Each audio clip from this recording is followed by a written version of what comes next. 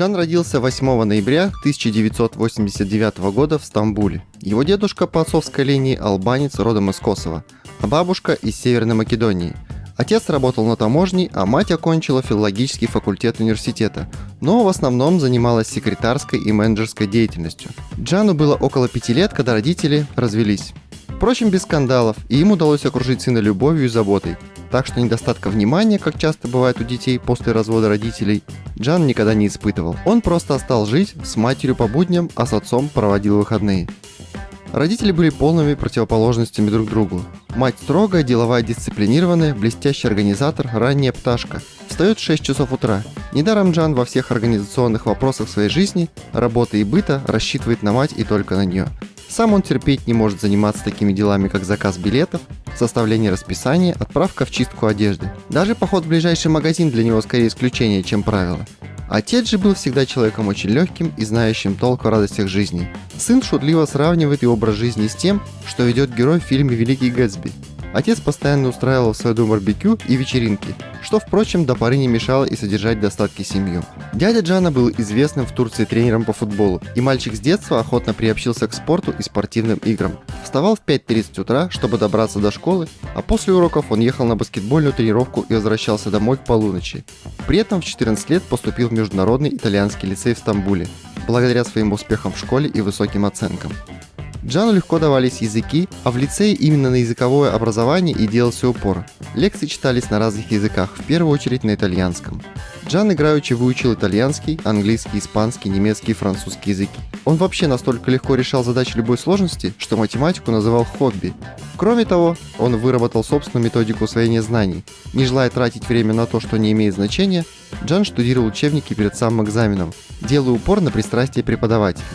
Математика дала замечательные результаты. Преподаватели даже использовали его ответы на экзаменах для проверки экзаменационных листков других студентов. В общем, когда отец потерял работу и не мог больше оплачивать учебу в этом частном лицее, там не захотели расставаться с таким перспективным и талантливым студентом и стали платить ему стипендию. За год до окончания лицея Джан выиграл конкурс. Из 3000 турецких студентов отбирали всего 36 человек, и по обмену на один семестр уехал учиться в Америку в университет в штате Огайо. Вернувшись в Турцию, он продолжил обучение в лицее и окончил его с самыми высокими оценками, которые когда-либо получал его выпускник со дня основания. А затем поступил на юридический факультет в один из университетов в Стамбуле. Первые 2 года Джан погружался в учебу с головой, а последующие 2 успешно совмещал занятия с развлечениями, влюблялся, ухаживал за девушками и ни в чем себе не отказывал. А в 2012 году он окончил университет с дипломом юриста и устроился в крупнейшую международную компанию. Слияние, укрупнение, присоединение, поглощение. Он участвовал в юридическом сопровождении подобных сделок и писал статьи в профессиональный журнал о налогах. Но довольно быстро работа корпоративным юристом и обязательное хождение в офис в костюме с галстуком перестали приносить удовольствие. Джан понимал, что это не его история. Как говорится, никогда не идите учиться на юриста, насмотревшись американских фильмов. Как же там назывался этот сериал? Какие-то воротнички, галстуки, чего-то там про юристов. Сначала интересно, потом нуть страшная. Ладно, мы отвлеклись. Офисная работа совсем не то, что прокурорская, о которой он давно мечтал. Дело в том, что по турецким законам первые 15 лет карьеры прокурорская деятельность должна проходить в провинции. Джан так и не уехал из Стамбула. В общем, он решил переквалифицироваться в адвоката. С этой целью брал уроки актерского мастерства, полагая, что правильная дикция и артикуляция пригодятся ему в судебных заседаниях. Но надо знать Джана, неутомимый и вечно стремящийся добиться совершенства во всем, за что берется. Он так хорошо владел актерскими навыками, что в судах ему постоянно говорили: «Ты же артист, должен играть в кино. Что ты здесь делаешь?» Однажды даже судья посоветовал поменять ему профессию. Кстати, Джан владеет искусством бармена, включая специальное жонглирование. Высшая степень в этой работе, пожалуй. Просто в какой-то момент он задумался о получении лицензии международного адвоката, для чего надо было сдать специальный экзамен в Америке. А там нужно было на что-то жить. Вот юноша решил, что в Америке можно подрабатывать за стойкой бара. Это и было причиной пойти учиться этой профессии. Навыки он отрабатывал, когда во время отпуска отправился в Бодрум отдохнуть. И там добровольно взял на себя роль массовика-затейника в баре отеля, где остановился. Гости отлично проводили время в компании улыбчивого, дружелюбного гиганта. А однажды приятель привел в бар 2 владельцев актерского агентства. С тех пор у Джана Ямана появились агенты как у актера.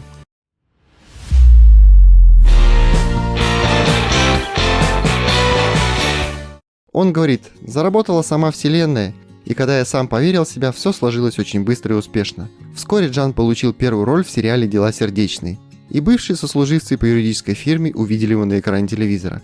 Правда, параллельно Джан предусмотрительно основал вместе с двумя друзьями, бывшими однокурсниками, маленькую юридическую фирму и даже сам придумал в офисе дизайн. Но в соответствии с турецким законом совмещать юридическую деятельность и актерскую работу нельзя. И сейчас Яман числится почетным партнером фирмы. Я должен знать, что могу заниматься разными вещами жизни. Кто знает, может быть, к 40 годам я устану от актерской работы и вернусь к профессии юриста. И эта мысль придает мне дополнительные силы, говорит Джан.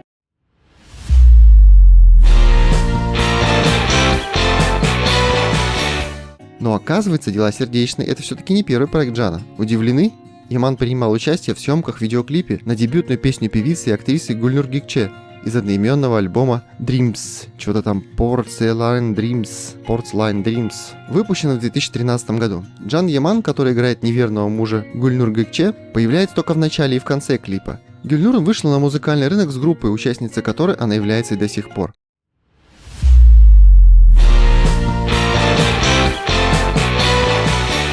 Итак, «Дела сердечные» — это первый серьезный проект Джана. Скажем так, он там играет Бадира. Это история о 3 сестрах. Мать они потеряли в раннем возрасте, и их растил отец. Это было нелегкое время, но девочки выросли, и пришло время устроить каждой свою личную жизнь. Старшая сестра работает в компании по организации свадебных торжеств, и каждый день наблюдает за чужим счастьем, мечтая о своем. Средняя сестра старается устроить свою личную жизнь, но пока это у нее плохо получается. А младшая не боится рисковать. Каждый раз она бросается в отношения, как в омут с головой. Кто из сестер может стать счастливой и как сложится их судьба?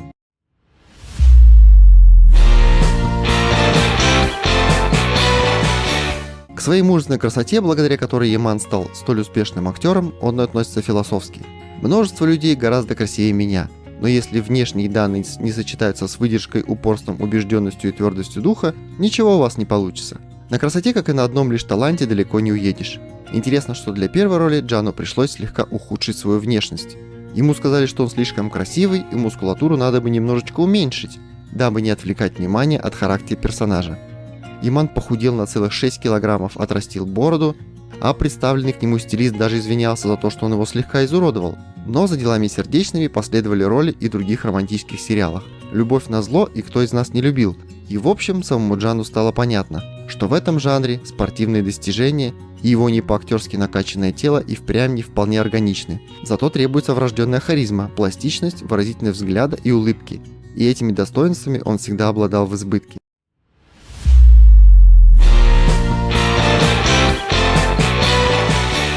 В проекте «Любовь назло» Джан играет уже главную роль. Проект вот о чем. Жизнь молодой и упрямой девушки по имени Дефне меняется, когда она поступает на работу в компанию Aras Technology и знакомится с красавцем и грубияном, главой компании Ялыном. У Дефне и Ялына абсолютно разные характеры, они постоянно ссорятся и ненавидят друг друга. Ситуация еще больше усугубляется, когда брат Дефне Лавелас Чинар влюбляется в Ешим, сестру Ялына. Пытаясь справиться с проблемами, Дефне и Ялым незаметно и сами сближаются. В проекте «Кто из нас не любил» Яману также досталась одна из главных ролей, где он играет Тарыкчама. Сериал о том, как Адиль и Мюнир познакомились в юности и сразу же влюбились друг в друга. Казалось бы, молодые люди предназначены друг для друга, но мелкие ссоры и обиды не позволили паре остаться вместе. Каждый из них пошел своим путем, строя свою собственную жизнь. И Адиле и Мюнир стали примерными семьянинами, обзавелись детьми и внешне были полностью благополучными людьми, но внутри жила память об утерянном счастье. Случайно встретившись спустя многие годы, пара понимает, что их чувства не остыли, но воссоединению мешают различные обстоятельства.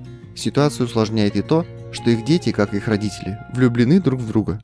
А сериал «Полнолуние» стал настоящим прорывом и заметно увеличил популярность актера не только в Турции, но и за ее пределами. Джан сыграл удачливого бизнесмена, трудолюбивого и честолюбивого, предпочитающего действовать строго по плану, не полагаясь на случайности. Он педантичен, помешан на аккуратности, дотошен, въедлив и придирчив. Приняв решение держаться подальше от женщин, он окружил себя высокими стенами пренебрежения и холодности. И вот герой Джана, кроме всего прочего, гурман и тонкий ценитель изысканной еды, нанимает нового шеф-повара, женщину, которой удается задержаться не только на его кухне, но и в его сердце. Кстати говоря, актер и сам любит вкусно поесть, а готовить его научил отец.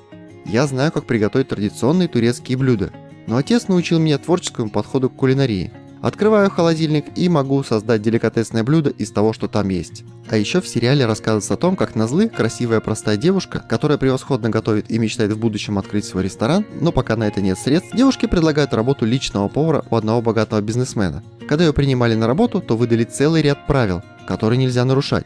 Но назлы не привыкла жить в строгих рамках. Героиня убеждена, что ее работодатель – строгий, ворчливый пожилой человек.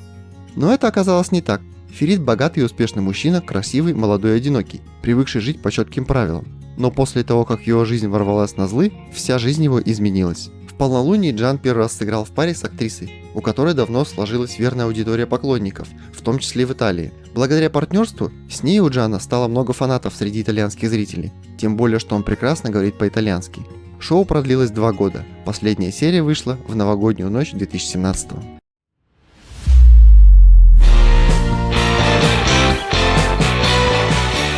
Актерский дуэт Джана и Ямана, проверенный в полнолунии, прекрасно показал себя еще в одном популярном сериале – это «Мистер Ошибка». Герой Ямана – богатый, хорошо образованный, энергичный молодой человек, потерявший веру в любовь и женщин. Серьезным отношениям он предпочитает короткие, ни к чему не обязывающие свидания на одну ночь или вечер. Словом, старается всячески оправдать свое имя – Озгюр, означающее на турецком языке «свободу». Как типичный водолей, он во всех действиях руководствуется исключительно логикой, а не эмоциями. Героиня Азге Гюрель, напротив, романтическая душа, но ей не везет с мужчинами. После очередного предательства она решает обратиться за помощью к одному из плохих парней – мистер Ошибка, чтобы он научил ее правилам игры. А заканчивается это, разумеется, после многочисленных перипетий, но настоящий серьезный актерский успех, слава и обожание пришли к Джану после сериала «Ранняя пташка». За эту работу актер получил множество престижных и ценных наград, как в Турции, так и за рубежом. 6 месяцев он готовился к роли знаменитого фотографа, в том числе придумал стиль своего героя и сам подбирал одежду и аксессуары. Во многом благодаря этим деталям сериал привлек новую аудиторию, прежде всего молодежную. Его купили в огромном количестве стран. Эта сказочная история о Золушке и прекрасном принце покорила зрителей своей чистотой, романтичностью, комедийностью и надеждой. Девушку с амбициями стать писательницей, которую родители вынуждают выйти замуж по договоренности или же срочно найти работу. В «Ранней пташке» играла известная турецкая актриса Деmet Özdemir. Между ней и Джаном сразу возникла необычная химия, что, естественно, не могло пройти незамеченным у зрителей. Джан всячески расхваливал в интервью свою партнершу. Энергичная, неутомимая, позитивная, остроумная, добрая, отличный друг, товарищ и замечательная актриса. Они так хорошо спелись, что сцены с их участием заканчивали снимать раньше запланированного. Однажды Джан даже вызвал своими откровениями возмущение в актерской среде, когда сказал, что либидо очень важно для удачной актерской игры. И что, мол, если между актером и актрисой оно отсутствует, или его недостаточно, то не стоит и стараться. Разразился целый скандал, и Демет пришлось защищать партнера от всяческих нападок и обвинений. Сам он тоже извинился, пояснив, что его слова вырвали из контекста. Поклонницы не раз ревновали Джана к его партнершам, подозревая, что у них роман. Каждый раз под публикацией моего фото с какой-нибудь актрисой обнаруживая оскорбительный комментарий в ее адрес. Ну прошу вас, неужели нельзя чуть сильнее любить друг друга? Но к неминуемым последствиям славы и популярности у женщин пришлось привыкать. Раньше я с трудом контролировал эмоции, но постепенно приучил себя не придавать особого значения многим вещам. Самым сложным и неприятным я нахожу невозможность отвечать на провокационные и неуважительные реплики, так как считаю нужным. Потому что прекрасно понимаю, кому придется расплачиваться за последствия такого ответа, мне и только мне. И я стараюсь выработать более спокойное и взвешенное отношение.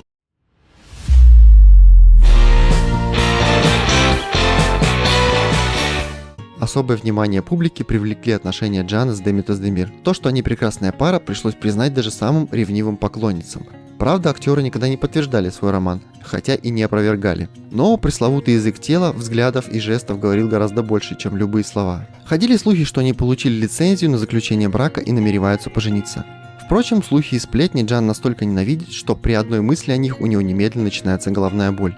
Как бы то ни было, дороги романтической пары разошлись. По версии турецких медиа, Demet Özdemir приняла решение расстаться с Джаном, поскольку эти отношения стали затмевать ее актерскую карьеру.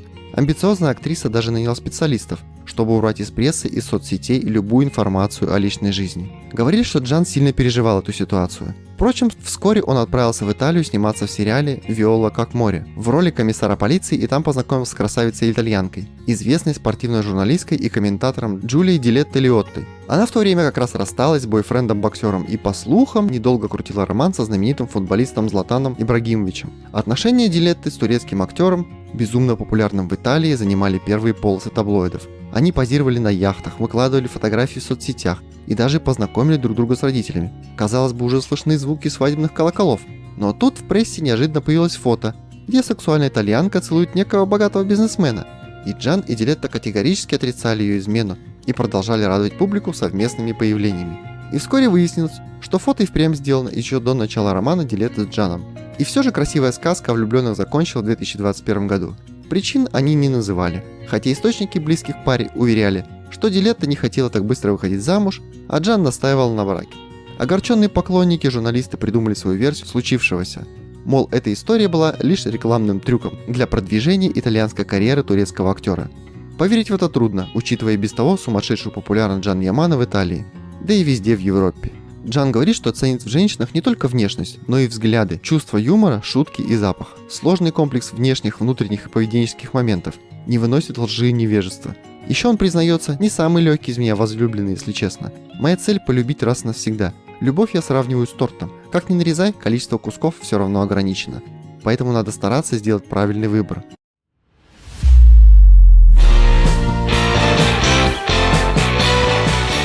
Из этой самохарактеристики явствует, что красавец-актер, успешный и богатый, не намерен бесконечно вести холостяцкий образ жизни. Но конкретнее пока ничего не понятно. Научный горьким опытом, Джан держит свои любовные интересы под покровом тайны. Говорили, что его новой подругой стала Джорджия Коломбо, не имеющая отношения к миру шоу-бизнеса. Она дизайнер. А до этого ходили слухи, что после разрыва с Дилеттой у него был роман с неаполитанской моделью Марией Джованной Адамо. Между прочим, во время итальянских приключений Джана Демитас Демир вышла замуж, и надежды поклонников, продолжавших ждать воссоединения пары, казалось бы, растаяли. Но буквально недавно стало известно о разводе актрисы. Может быть, еще не все потеряно, и правы те, кто твердо верит, что между Демет и Джаном существует настоящая, а не выдуманная любовь и настоящие серьезные чувства, что в конечном итоге приведет к настоящему хэппи-энду, который так любят и ценят все поклонники турецких сериалов.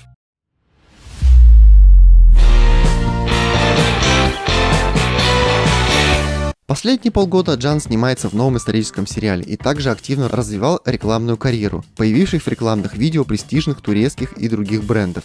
Живет он в основном в Италии, где проще заниматься международной карьерой. У Джана есть еще одна работа, которой он посвящает много времени и делает ее с огромным удовольствием и самоотдачей. Это благотворительность. Он создал фонд и запустил компанию Bring the Well для помощи больным детям. В рамках этого проекта актер отправился в турне по Европе. Он встречается с детьми и врачами.